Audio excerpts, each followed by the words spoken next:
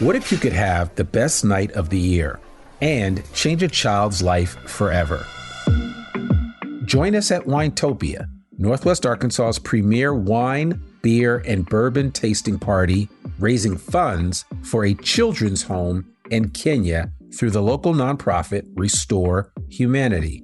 Sip world-class wines, local craft beers, premium spirits, gourmet food, and even delicious mocktails. Join us Friday, October 10th at the Stonebreaker Barn on Markham Hill in Fayetteville. Every ticket is a toast to giving kids love, hope, and opportunity. Get yours now at iamnorthwestarkansas.com/Winetopia 2025. Winetopia, a good time for a great cause.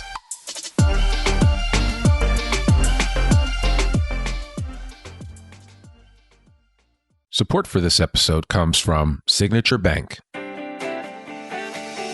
Hey, this is Gary Head at Signature Bank of Arkansas. We started this bank 20 years ago to serve our communities with local decision-making and personal relationships. From Fayetteville to Jonesboro, we've grown to 210 teammates, and we're proud to serve all of our customers, including through Banco C, our bilingual banking service. Call 479-684-3700 or visit signature.bank and tell us you heard about us on I Am Northwest Arkansas.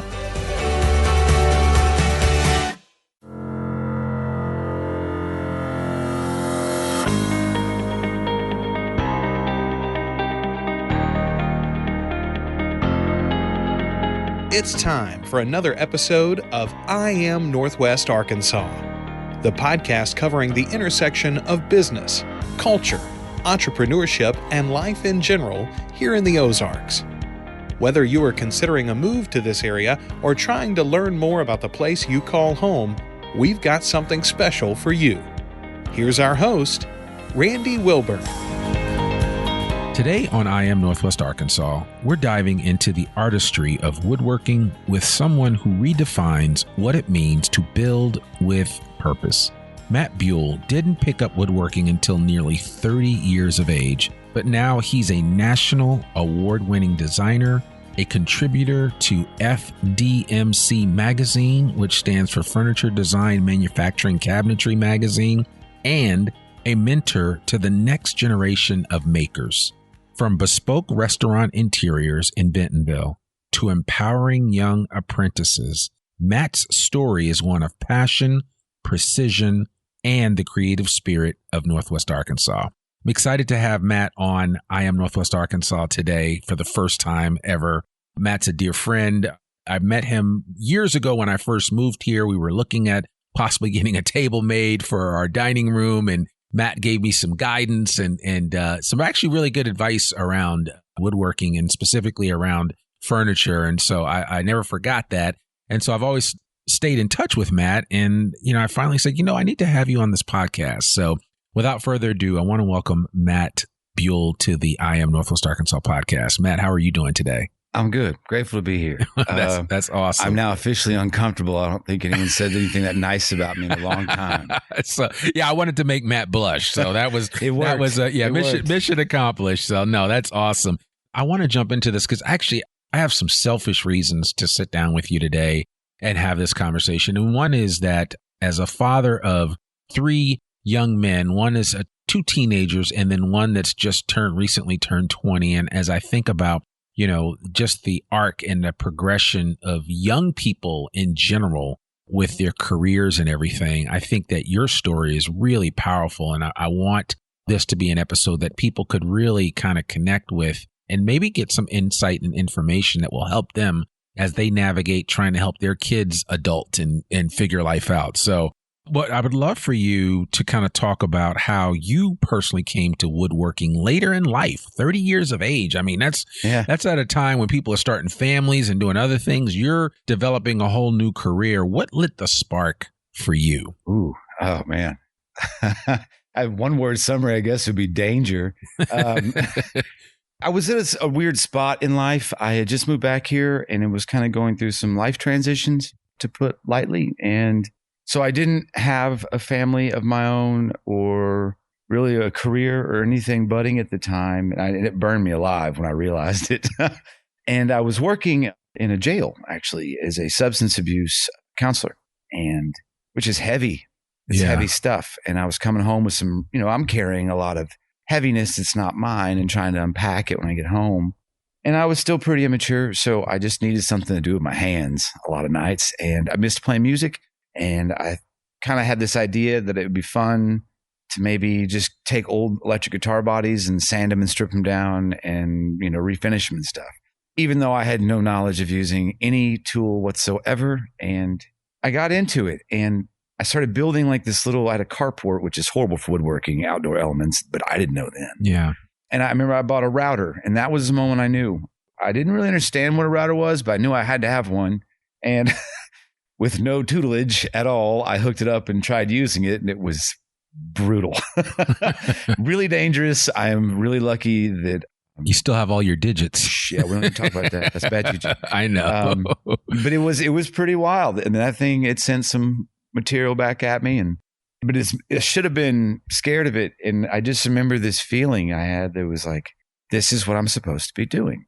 And to this day, over 17 years later, I never finished the first guitar. And my first job was 6 months later. I quit my job, started a business. Everyone thought I was crazy, and rightfully so from their perspective. I just didn't care. Yeah. A calling. Like, I just knew right then, like, this is it. Yeah. So at that moment, I just made a commitment that I was willing to sacrifice whatever I had to do. And I was willing to go to any length to be functionally good enough at it to make a living. I remember after my first job, I did 20 chairs. And according to other guys that know their stuff or knew their stuff at the time, I didn't. They all considered them master level chairs. I'm not calling myself that. Sure. It was very hard. Yeah. I got the job done. I was finally working on my first table. And I remember the thought I had, I was like, you know what? One day down the road, maybe in 20 years from now, I can be considered, maybe I'll be one of the best furniture makers in the region. Yeah. And I laugh. I get so frustrated because I haven't succeeded enough, when the truth of the matter is I won my first national award 3.5 years later. Really? Yeah. Man. But well over 10,000 hours later. Yeah. I lived in that shop. I lost relationships, literally. Yeah. Because I was never home. I took 2 days off the first year.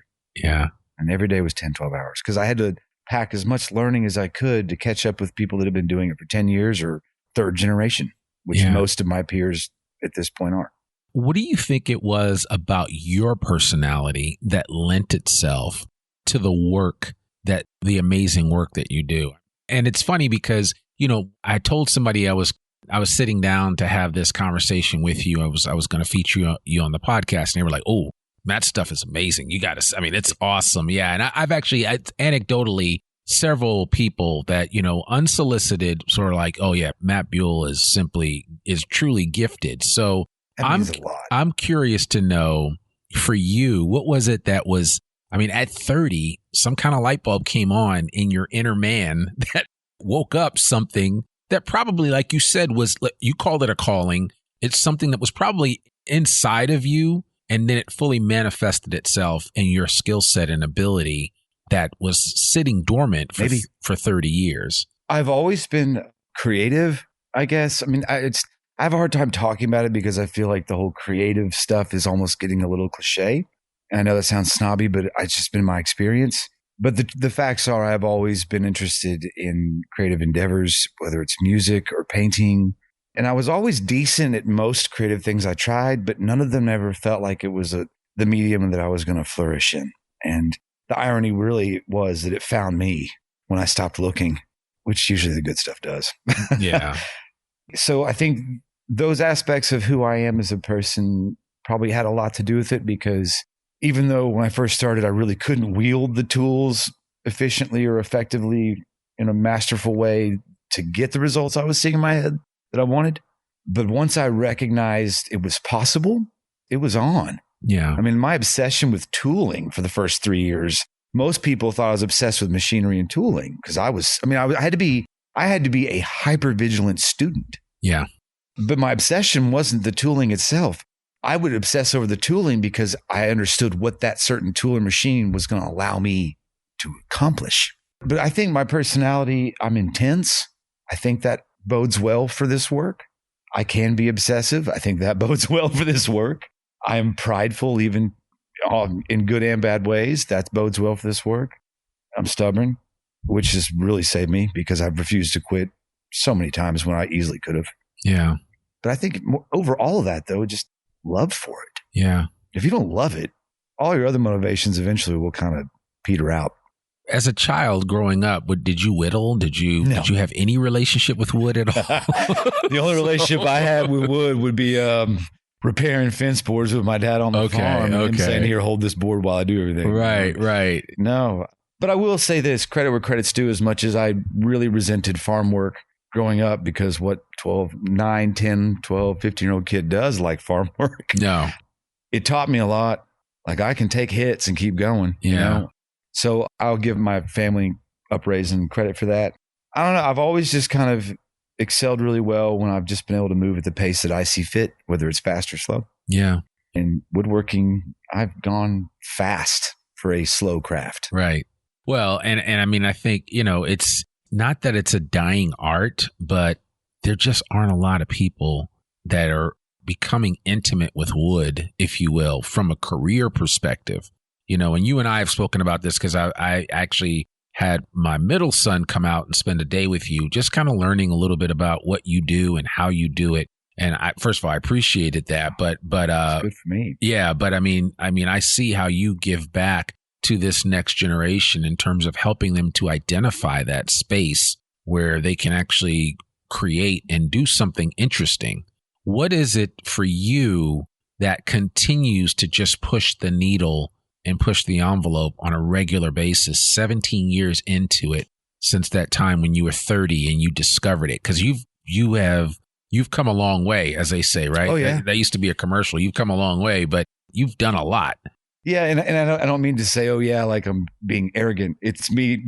I'm a sober-minded person, grounded in reality, and I don't spend a lot of time going back and looking at my past works. Sure. But yeah, I mean, I can look at some of my early stuff and to where it's in the evolution of where it kind of went. And yeah, I mean, I started from nothing and with no skills or knowledge. So, the ceiling was high. Yeah. Right. But yeah, I've worked really hard to always improve. But a lot of that is maybe just who I am. Like, I don't know how to put this. I want to make money. I'm a business first and foremost because the money allows me to keep doing it. But as a father, and now that I'm older, obviously the money allows to pay for vacations, and other stuff, doctor bills, and all the things that us parents do. But beneath all of that, it's simple. It's the pursuit of excellence. Like, if you're not aiming for that, then what are you doing? Yeah. I'm never going to be the best woodworker ever. Right. But I have to aim at something. And if I can just aim at that, even if I'm way off, that's still probably pretty good. Right. I've never liked the idea of like, I've made one piece and I'm just going to hang my hat on that and not grow. That seemed like a bad business model. Good business model for like a 5-year run. Yeah. But for a sustainable model, not. And boring. Like, I don't get to push myself. Yeah. I mean, the best thing about woodworking is it's jazz. I mean, John Coltrane and Miles Davis would not tell you they mastered jazz. Right. They'd say, I'm still learning. Yeah. And that's the one thing I love about it, is pretty boundless. Is there such thing? I mean, since you mentioned one of the purest American art forms in jazz, is there such a thing as improvisation with woodworking? Well, for me, yes. What does that look like? However, it really depends on the piece. I think with some of my more sculptural elements that I do, a lot of it's complete improvisation. I mean, I don't know how many times I've just had everything glued up with a rough shape in mind, and then I just grab a pencil after it's all assembled in, 3-dimensional reality, and I just start tracing lines where I think they need to go. Yeah. And then I just fire up the cutters and put on a bunch of protective gear and go. Yeah.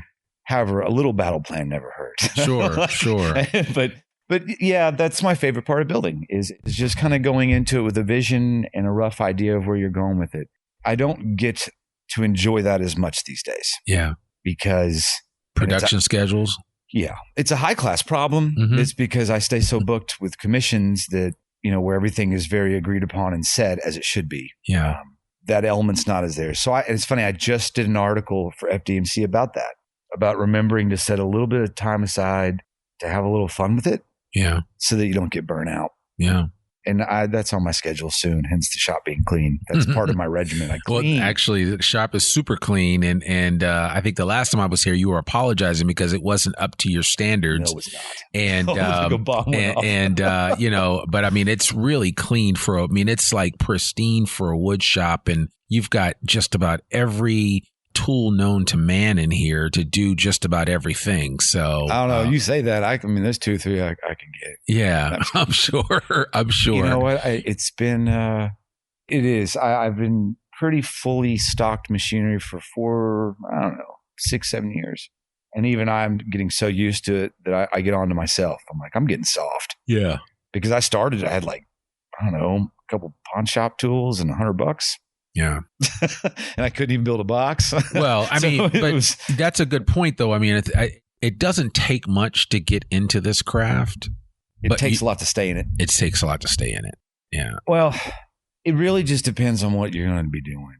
Yeah. The machinery is expensive. Yeah. And cutting the check for these suckers out of money I'd earned. It hurts. It was real. I think they're all paid. No, there's still a couple I'm paying off. You'll get there. No, they're worth it. Yeah. I've bought machines that paid themselves off in 2 jobs. Sure. You mentioned that to me. We had a preliminary conversation. You said woodworking saved you. Can you unpack that a little bit more in terms of what that represents to you just for your life, right? And again, I think we all look for something. Some of our self-worth is defined by the work that we do. Not all of it. Some of it is. And, I'm personally going through creating a talk about, why it's important for all of us as human beings to live our best life. And even if we've gotten to a point where we're beyond that halftime point, we still need to be striving to live our best life. And I'm actually working on a talk that's going to be a TED Talk called It's Never Too Late to Do the Thing That You're Called to Do. So for you at 30, woodworking saved you. Can you kind of just unpack that a little bit and what that represented for you? Yeah. I would say I moved back here when I was about 28 and I had kind of been on a long walkabout. I mean, I'd done the whole college degree thing. And I think right before I moved back, I was even in graduate school. I was only about 6 classes short of a master's and taking a national exam to be a licensed clinician. And, but I had some stuff going on in my personal life that I don't think I was very well. And I came back here to kind of just, get my act together, so to speak, or just breathe. And I felt very rudderless or just without direction. And I was working in the jail, which was a great job. And the people I worked with there, I'll never forget. But I was still probably I was too emotionally immature to handle the load of that kind of work. And I found woodworking, like I mentioned, in the evenings, kind of as respite, I think, from not really understanding how to process some of the heavy stuff in there. And so woodworking was one of the first things in my life I really felt like, like almost like in a movie where someone's walking and they're stuck in a giant cornfield and they can't see anything. Then all of a sudden the wind blows and the path just opens, and all of a sudden the stalks of the corn move and it opens for them, and that's really how I really took it. It felt very much like providence.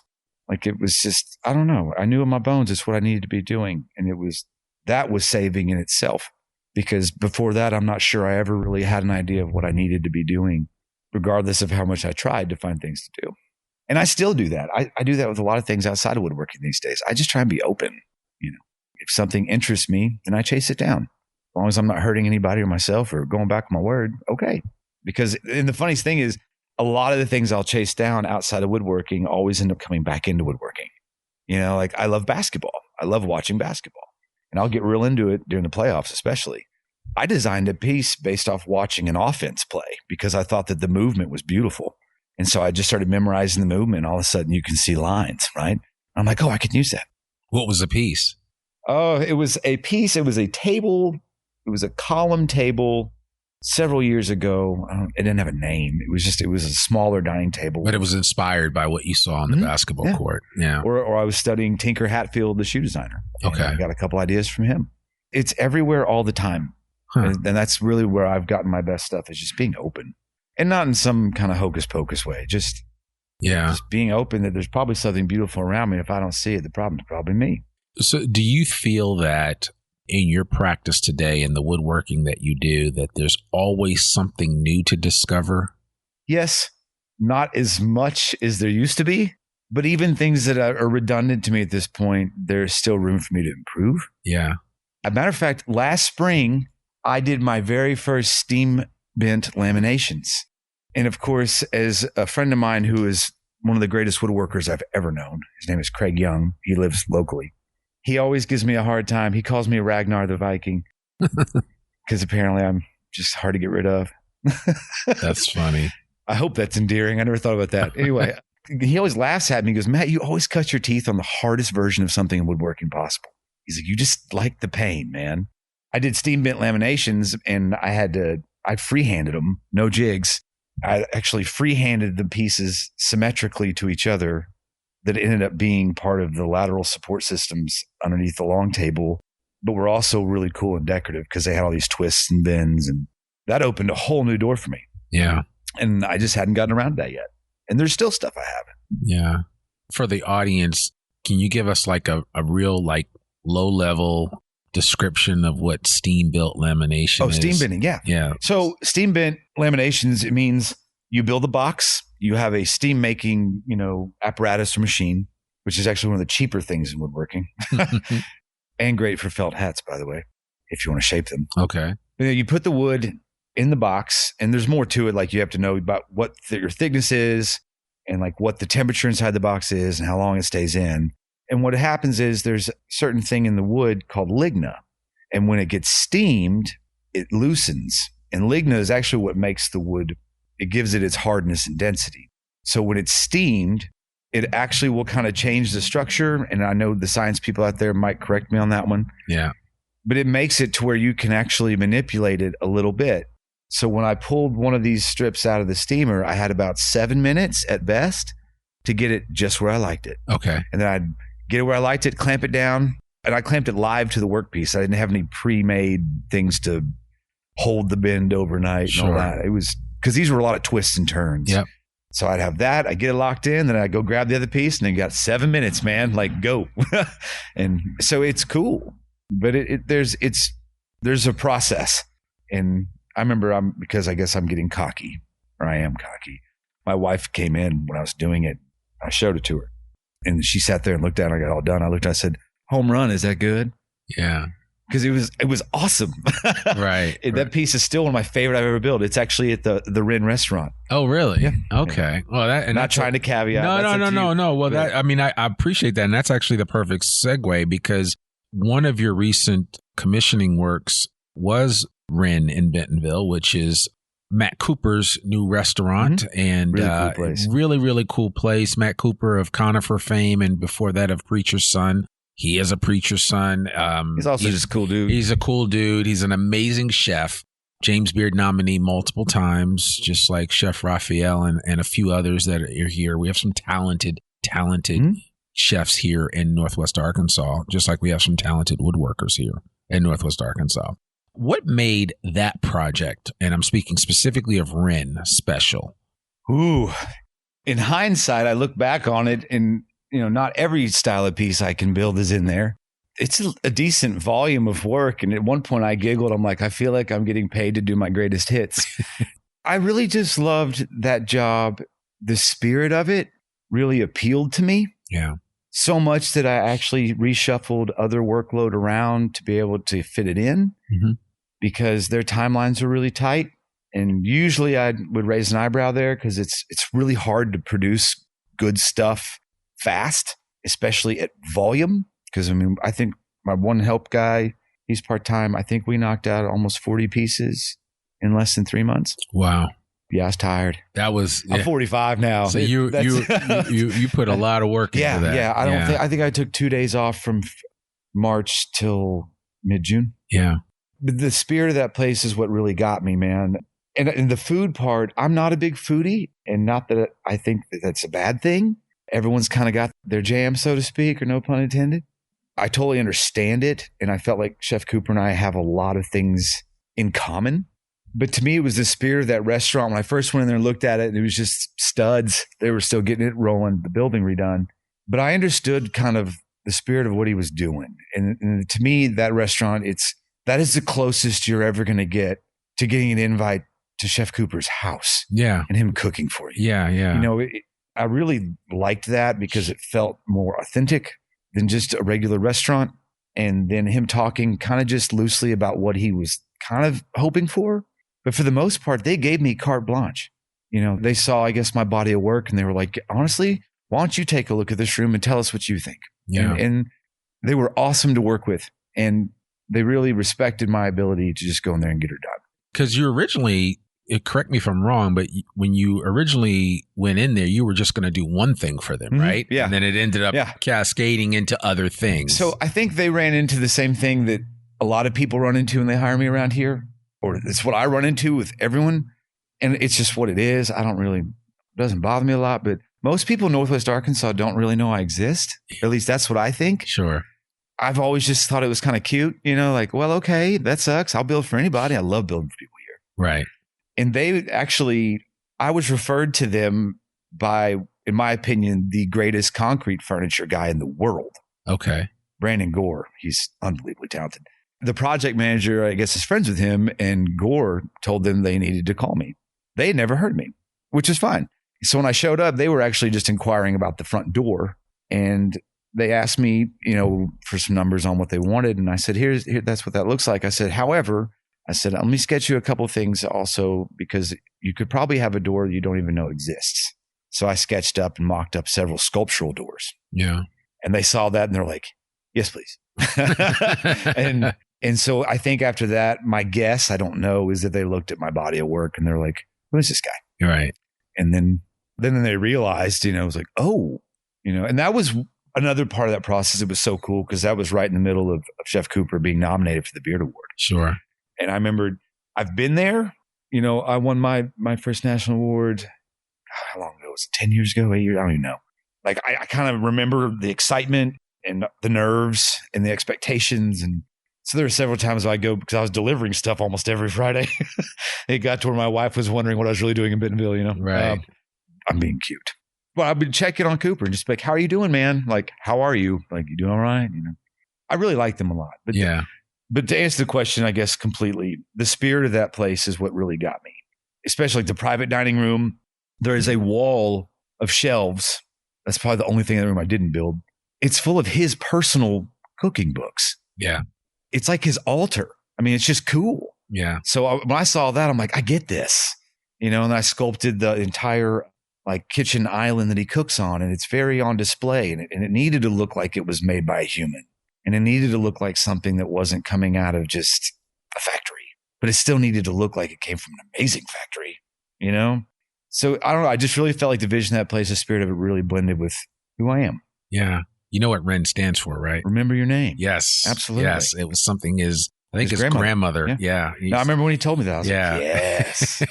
I like that. So, yeah. I mean, it is so Matt Cooper when you hear that story, and then you're just like, okay, that all makes perfect sense. Yeah. So like even the first time that I sat down with him and, you know, and he was telling me the whole story about his dad, you know, actually preached at the church that was across the street from where the preacher's son was. And so, you know, and it's really interesting. And it's funny to hear those stories. And he was one of the first restaurateurs or chefs that I had on my podcast. And he's actually been on several times to talk about Conifer and now to talk about REN.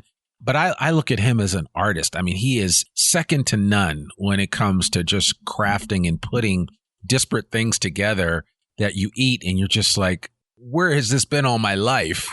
Right. Exactly. And in the same vein, the work that you do with woodworking kind of elicits that same response, I would imagine, from people where they're like, Matt Buell, where have you been all my life with this work, with this beautiful creation? I did hear secondhand comments during the restaurant build that there were some high-end designers and stuff that came through, and that the repeated comment in first reaction to my work there was, who the expletive is this guy? And it's kind of funny. I guess what I should say is be careful what you wish for. Yeah. Because I remember when I was a kid, the person that I thought was the coolest in the world was Roller Wilson.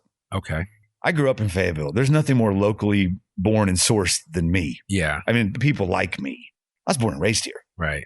So, I'm Fayetteville, I can remember, God, I'm getting that old, when it was very different. Yeah. And Roller Wilson, he still lives in Fayetteville, I do believe. And most people don't even know he exists. And that guy sold paintings for like $50,000 for how long? Decades? Yeah. So he has like the perfect life. He lives right off the Fayetteville Square. I'm probably ruining it for him right now. Right. I'm saying that out of respect. Right. Like when I was a kid, he signed a print for me because my mom was a fan. I got to meet him once. And it like was life-changing. Oh, man. But I always thought that that's when you've made it, is when you can go to New York or Los Angeles or to a bigger city and get a big check and then go home to your small town where you're comfortable and you can just be you. I was at an art showing many years ago, which I don't get out of the house much. I don't. Or the shop. I don't. Well, excellence comes at a cost. And Yes. I'm not saying I'm there yet, but I'm pretty good. And I was at this art thing and I remember I was standing outside talking to this really nice young guy who started woodworking. And of course, that just excited me. I'm like, oh, yeah, well, tell me what you're working on, And so he starts talking and and he goes, there's one guy around here I would like to get a hold of. He's like, his work is on a different level than everybody else. And he starts describing, I was like, well, tell me about his work. What's it look like, And he starts describing this piece of furniture. And I'm sitting there and I'm like, as he's going through to the descriptors, I'm like, this guy ripping me off. And I finally looked at him. I said, what is that guy's name? He goes, Matt Buell. Oh. And I looked at him and I just put my hand out. I said, well, it's incredibly nice to meet you. Yes. And he just went, oh my God, that's the most Batman thing I've ever seen.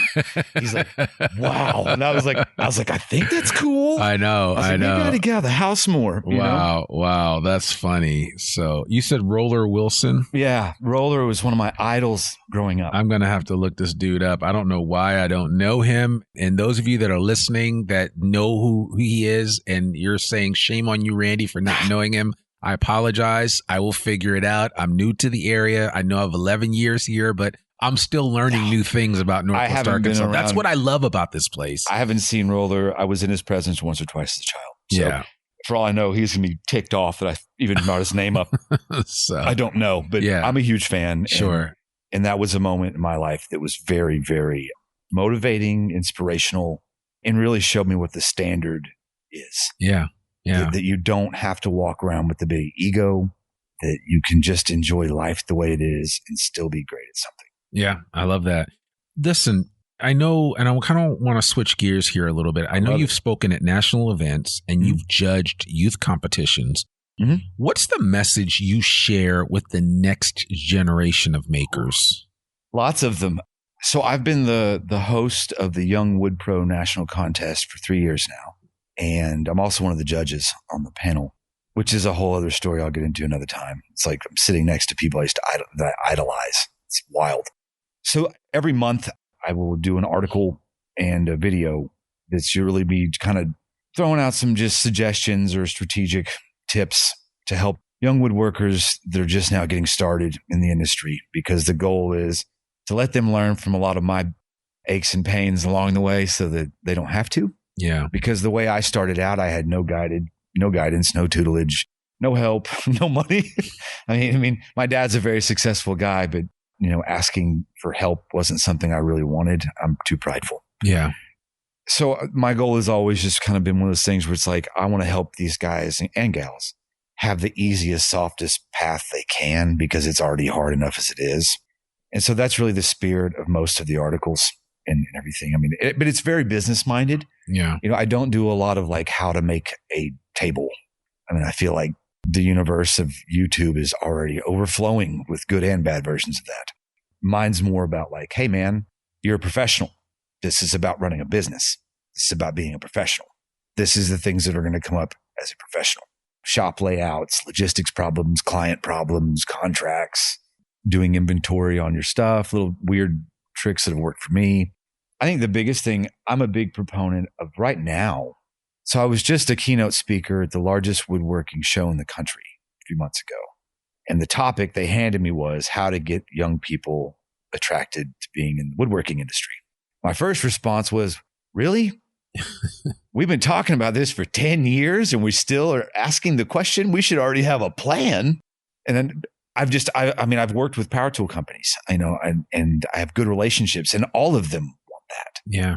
And we've been talking about it forever. It's just like no one's ever on the same page. And that's the biggest problem. But it's a problem that all the trades struggle with. Yes. Right. So it's not just a woodworking thing. I mean, HVAC, plumbing, Absolutely. they all the trades in general. Yeah. And I think a lot of it has to do, and not to go off on a tangent, but a lot of it has to do with the fact that we have not esteemed that type of training and or path for our young people. Absolutely. The way, like, I mean, when I was growing up, I mean, my mom was like, you're going to college and there's no other way, right? You know, and I'm like, okay, great. Now, I'm glad I went to college. I will never exchange my experience for anything or trade it.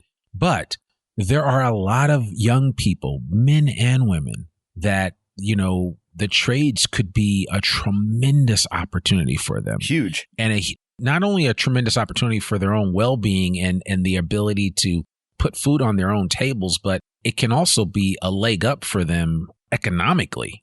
Yeah. In some tremendous ways. I mean, when I like my son had a friend of his was 2 years removed from high school, didn't want to go to college. By the time we saw him 2 years later, he's making like $90,000 a year with no student loan debt or anything like that, working in the trades. And so it's not rocket science. No. And the older I get, the more I just try and, a wise man taught me once, if I'm arguing with somebody, I'm just wrong. Right. I like perspective. Now there's certain moral things I think we're wrong and right are probably pretty apparent, but outside of those, sure. Usually I like perspective. And the way I've kind of evolved looking at the issue is there's nothing wrong with going to college. There's also nothing wrong with not going to college. Right.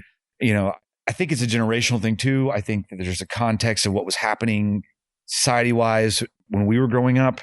Trades jobs, which were also associated with manufacturing jobs, were all outsourced. Yeah. And so what you had in the vast middle of the country, and this isn't political, I'm not going there, I promise. This was part of the speech I gave. It was like, we need to realize that we are multi-generations removed from having a workforce that actually physically likes building and doing stuff. Right. Or fixing stuff. Yeah. And not only that, but there's this nasty connotation that got stuck on doing that kind of work, because when all of the manufacturing left, then everyone was like, well, I have to go to college. An office job is security. Yeah. And anything that's not that is shameful.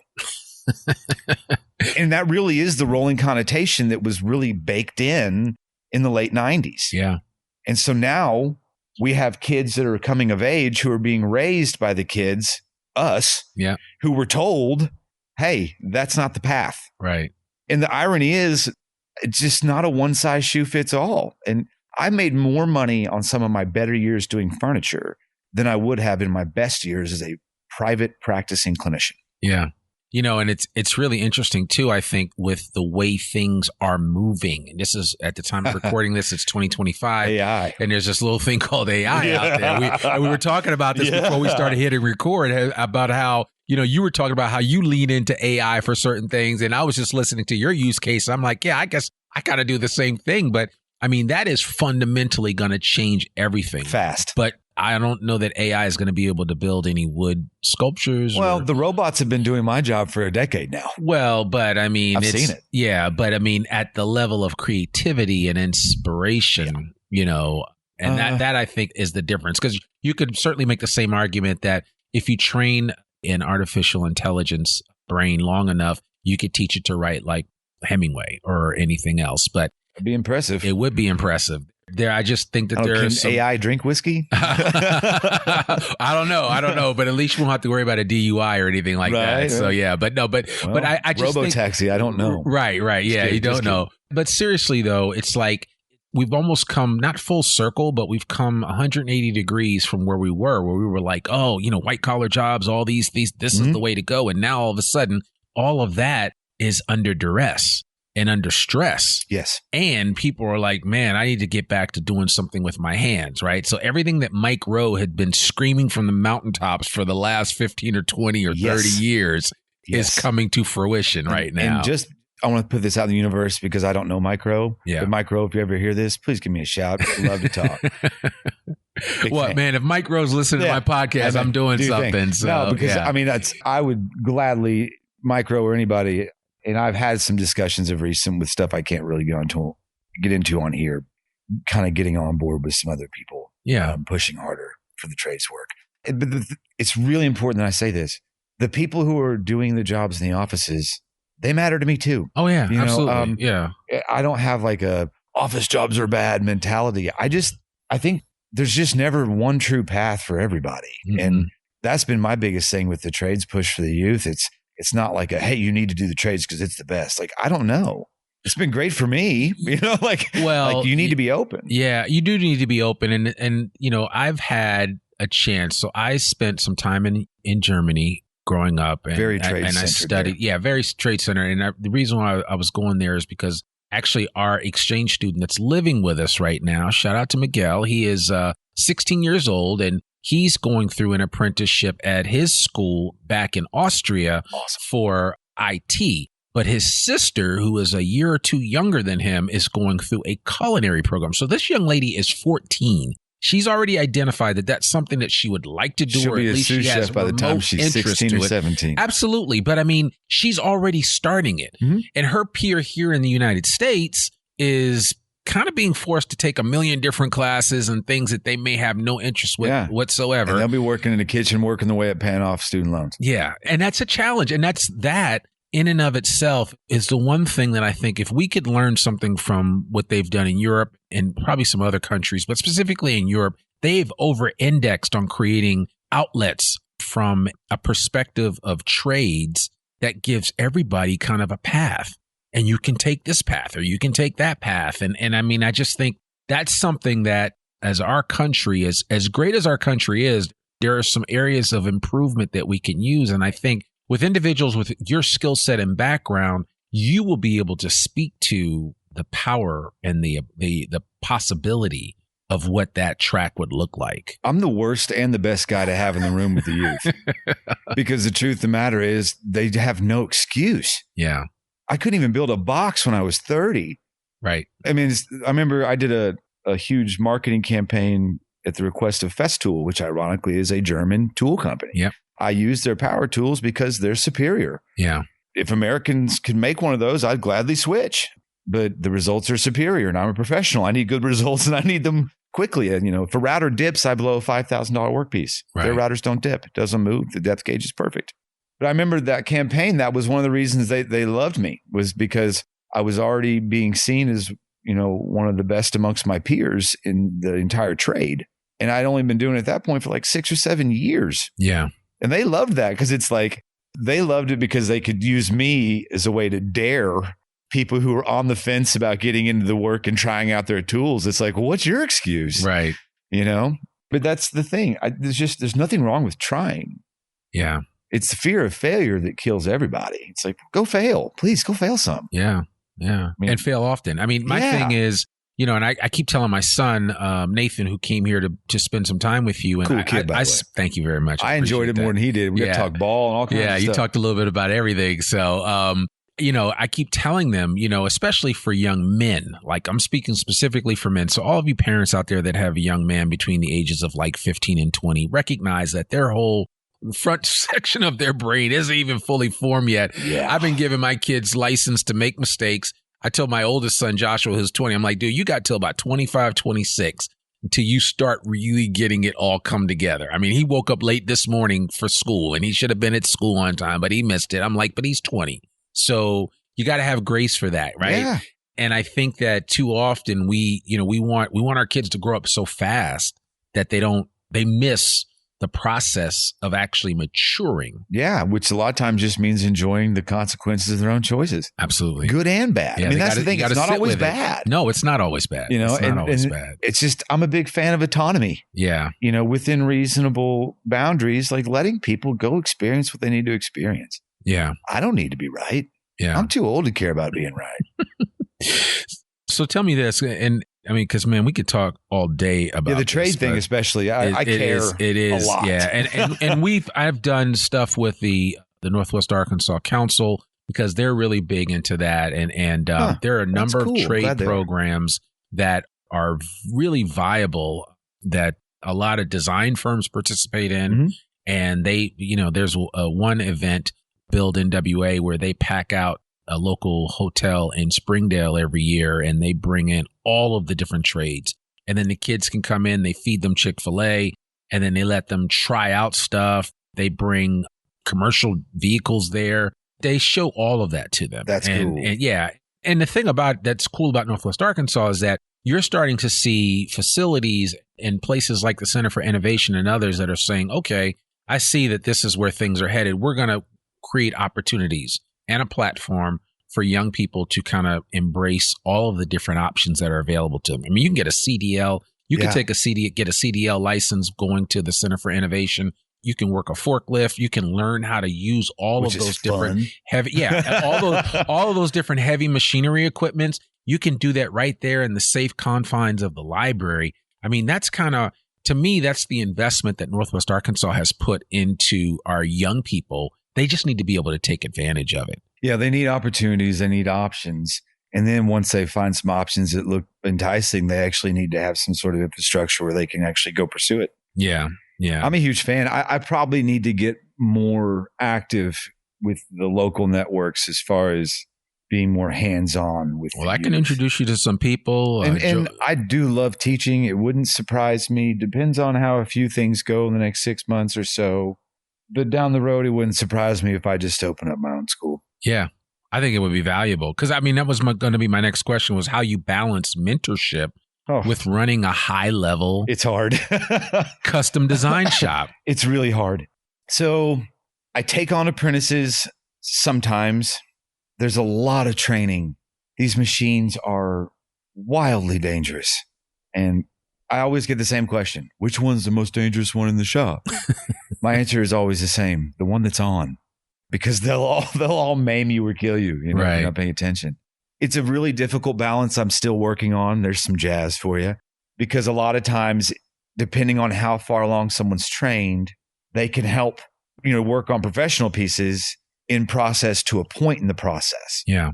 Which in all honesty, as I get older, that's usually the front end or the back end, which is the milling and the cutting and the lifting and the sanding. Sure. Those are the two things I want to do less and less as I get older, right? So it works out.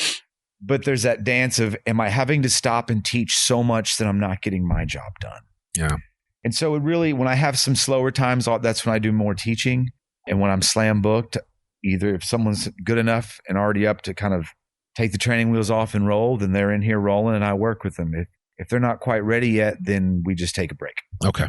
Because it's not fair to them. Yeah. Because what'll happen is I'll be so busy getting my end of stuff done and I might turn them loose on something too soon. Yeah. And they can get hurt, or equally for their pride, they'll botch a work piece really bad, cost a bunch of money. And I'm not going to be mad at them because I'm going to know that's my fault ultimately. Sure. Bad boss. Yep. But they still got to carry it around, emotionally. And that's the idea, is for them to be able to grow and make mistakes that are recoverable. Yeah. In their mind. So it's a dance. It is a dance. And I'm sure at some point, if I were to go more into teaching, I would probably do 3 days work on studio work and 3 days a week teaching.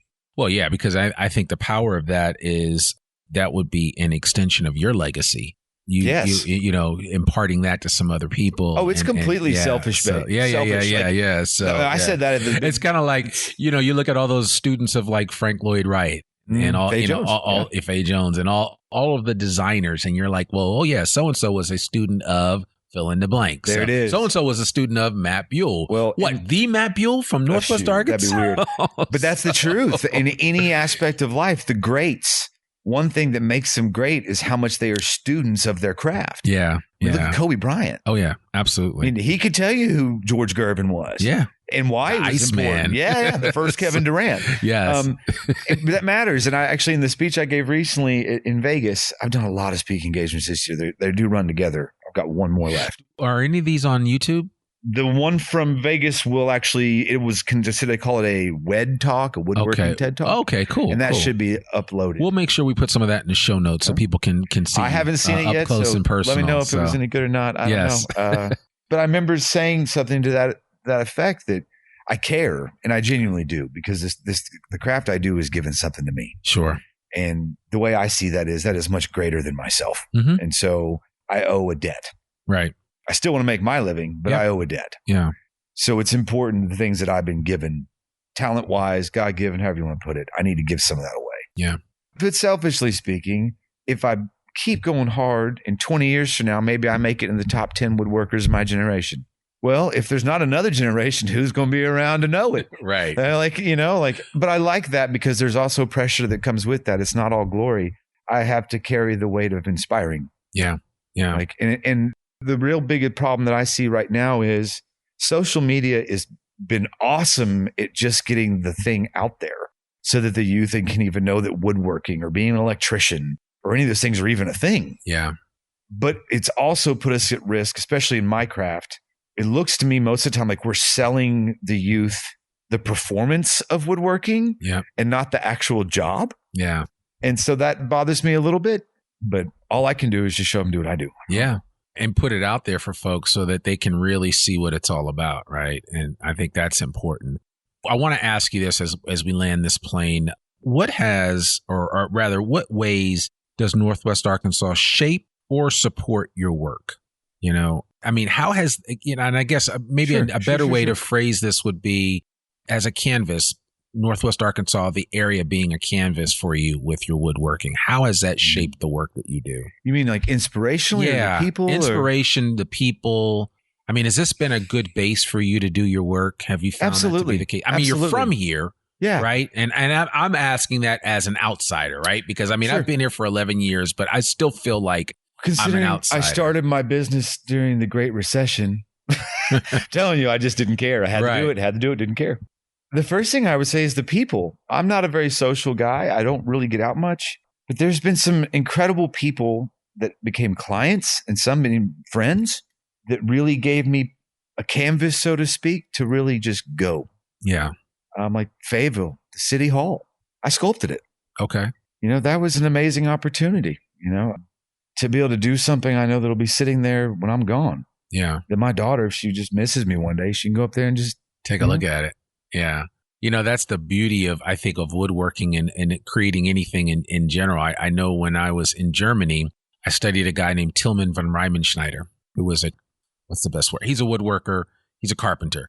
And his work still 400, 500, 600 years later still exists. And you can see it and touch it and look at it. It's a tactile experience. It really is. It really is. And it just takes you to a whole nother level. And you're like, man, this was created like back in the 13 or 1400s. And it's still here to this day. So no, there's a magic to it. I mean, I have not been doing this for so long, or maybe succeeded a little bit or enough to have lost touch with the magic.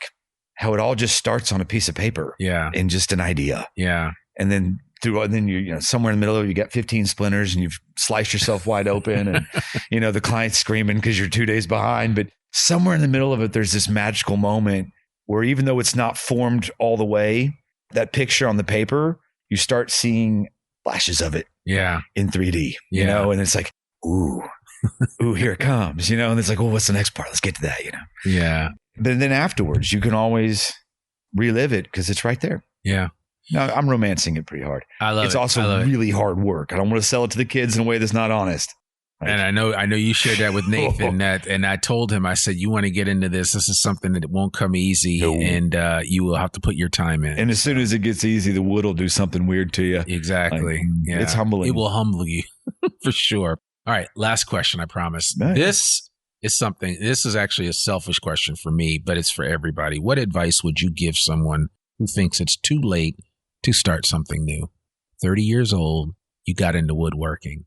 Probably when you were 20, if somebody had told you that in 10 years you're going to get into woodworking, you would have been like, oh, that's crazy. I might have even punched them. Yeah, you might have even punched them. Because you were on a different track. So 20, I'm not really sure what I was doing, to be honest. But the bottom line, you know what I'm saying? I mean, it's never too late to do the thing that you're called to do, which I really resonate with. But what would you say to someone who's saying, it's too late to start something new? Well, my ridiculous intellect would be like, well, it depends on the context of the person, their limitations. Truth of the matter is, it all comes down to, what do you want your tombstone to say? Right.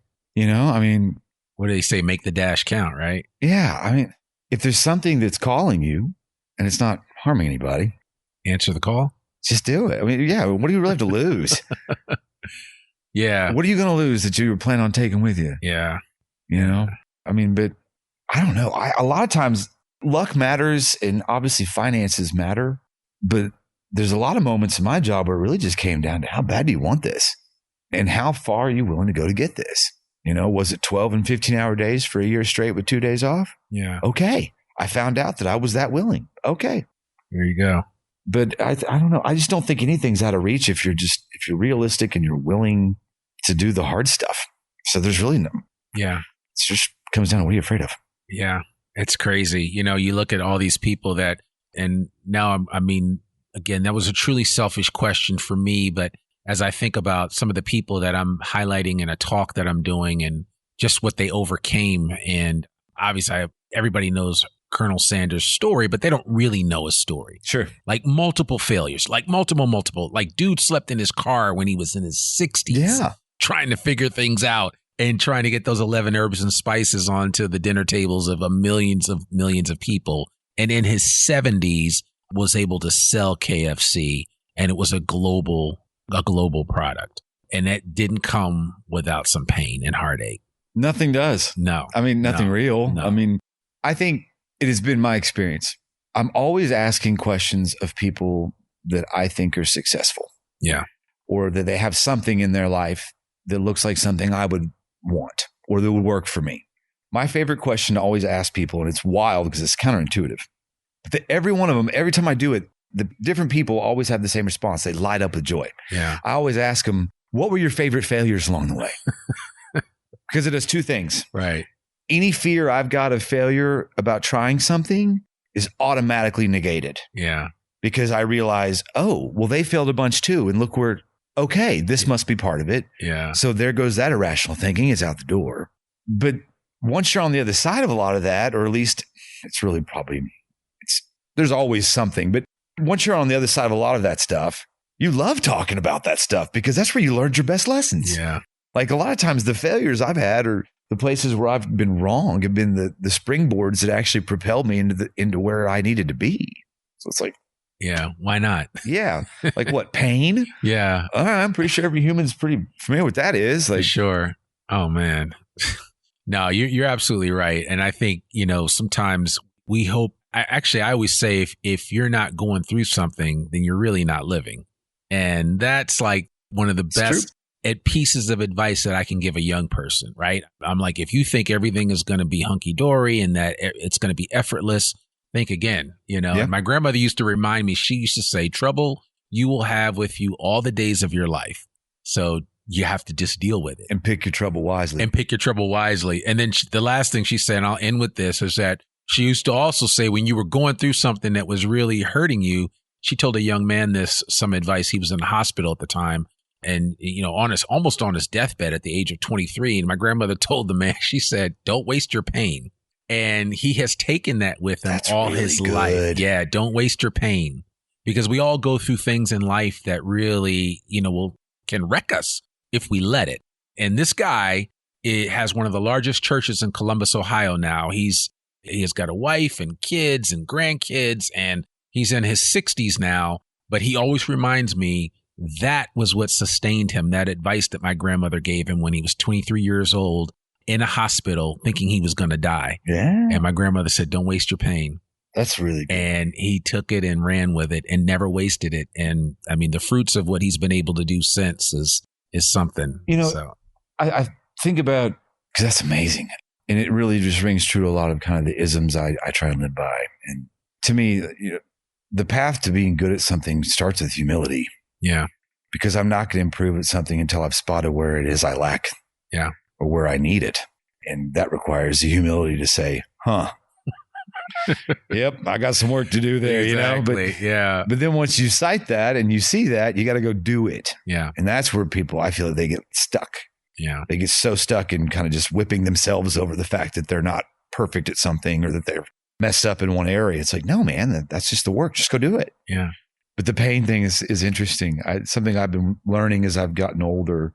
Pain is a great teacher. It gets me to stand up at attention and gets me real teachable. Yeah.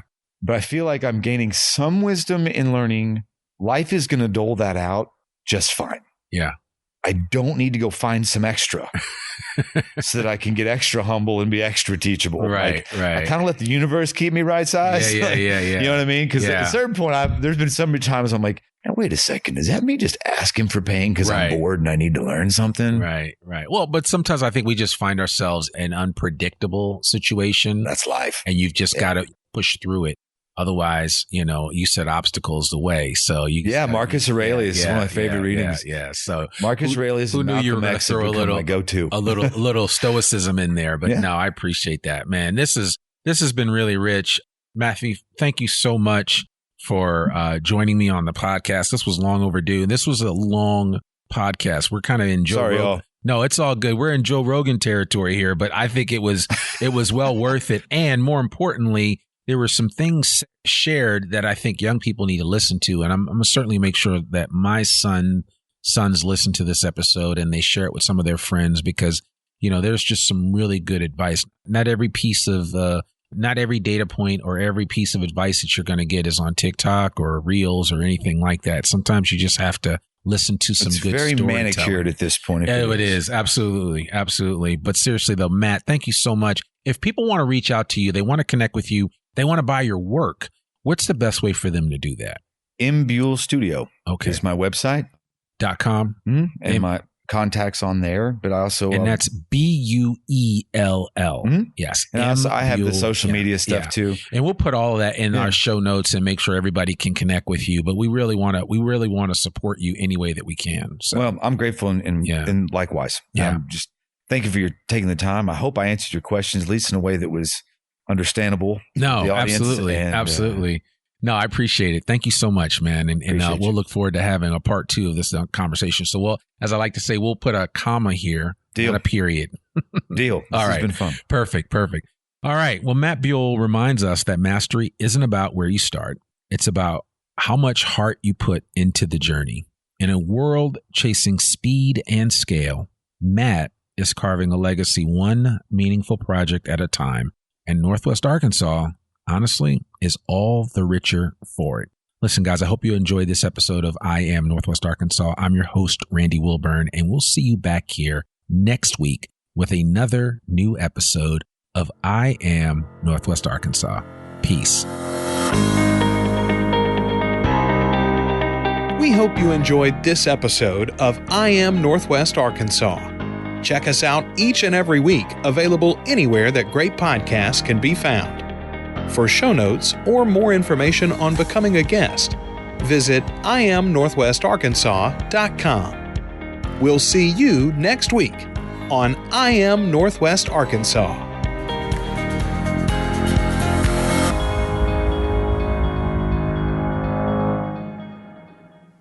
Searching for local businesses in Northwest Arkansas just got easier.